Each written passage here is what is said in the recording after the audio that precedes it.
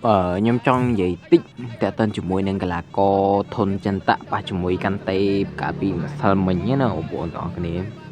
ហើយនឹងវីដេអូនេះអាចចេញយូរតិចដែលសារតែខ្ញុំទៅតែមានពេលនិយាយបានឃើញអញ្ចឹងគឺ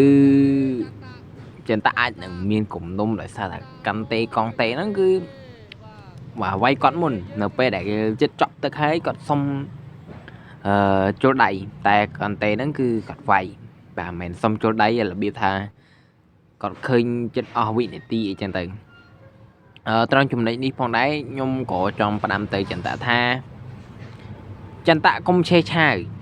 ហើយធ្វើចឹងវាត្រូវទេទោះគេរំលោភបំពានយើងប៉ុណ្ណាក៏ដោយបាទហើយកុំនិយាយថាចាប់ទឹកអត់ដឹងខ្លួនមិនបាច់និយាយចឹងទេភាសាអញ្ចឹងនិយាយអត់ល្អយកល្អសុំទោសទៅបើនិយាយពាក្យថាអត់លឺកដឹងអត់លឺជួងនិយាយចឹងមានន័យថាអត់ទទួលស្គាល់កំហុសខ្លួនឯងទេអានេះខ្ញុំនិយាយការពិតធុនចន្ទៈប៉ះជាមួយកងតេមិនសមឲ្យកាន់តេខ្ញុំអត់ចូលចិត្តទេចេញនេះចេញមករីគុណអត់ចេញមករណបទេមិនថាខ្មែរមិនថាអីទេព្រោះអត់ចូលចិត្តខ្ញុំអត់ចូលចិត្តចរិតទេចន្ទៈត្រូវតកែប្រហែលដងឲ្យឃើញវាយនៅ3យន់ក៏អញ្ចឹង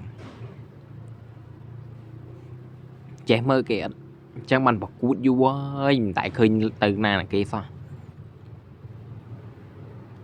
អត់ខំប្រឹងបុកវឹកហាត់ខំប្រឹងតែខឹងច្រឡោតខុសរឿងខឹងខាត់ខ្ញុំចង់និយាយតាំងពីការប្រកួតហើយភ្លាមតែខ្ញុំអត់មានពេល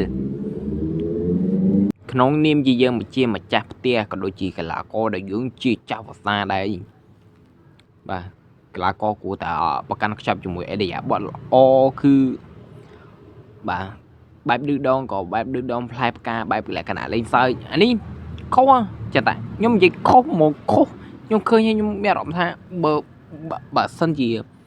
ទស្សនិកជនធម្មតាវិញគេអាចជីខមមិនជេរចាតានេះខ្ញុំគ្រាន់តែចង់ផ្ដល់មតិយោបល់ថាគុំធ្វើចឹងអត់ល្អទេហើយទទួលស្គាល់ទៅថា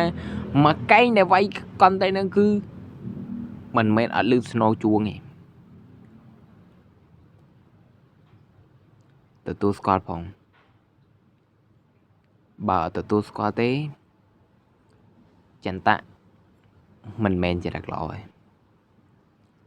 ហើយកែត្រឡប់នឹងចេញជាដាច់ខាត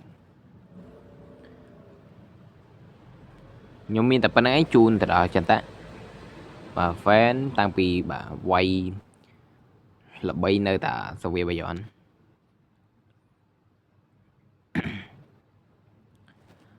អន់ចិត្តអរគុណ